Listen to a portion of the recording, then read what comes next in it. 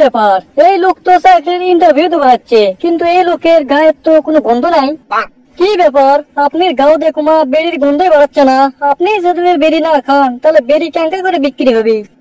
কে বলো আপনি এক্সাম বেরি খাইলে? দিনে 10 প্যাকেট ছাড়া তো আমার চলেই না। তাই নাকি? মাথা তো ঘুরলো। তো চলেন আপনি ভাইবাটা শুরু করি।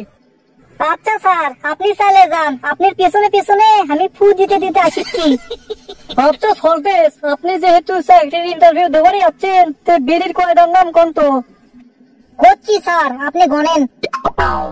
গ্রামীণ বাংলা, আজি, শরীফ, হারাগাছা, নায়া, কিশোর, ঢাকা, মরিবেরি, কৃষিবিরি, আবুলবেরি।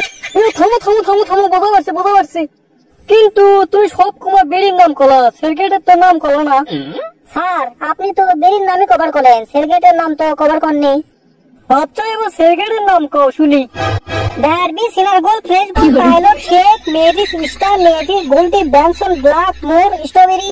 বাহ, চমৎকার চমৎকার, আপনি তো দেখেছি নাম ভালোই জানেন। ইনকে ধরনের একটা লোক এতদিন আমরা খুঁজেছ না। আচ্ছা যাই হোক, বেরি আর সেরগেটের মধ্যে 5টা পার্থক্য বলেন তো। স্যার, আমার লাগান ইনকে গরিব ছেলেপেলেরা বেরি খায়, আর আপনার মতো ইনকে বড় লোক টাকওয়ালা মাথাগুলো যেগুলো আছে সেগুলো শুগলি খালি সিগারেট খায়। 2 নম্বর যে কারণ সেটা হচ্ছে উচ্চ মাতাল গুলো সিগারেট খায়, আর আমার মতো নিম্ন মাতাল গুলো এগুলো বেরি খায়।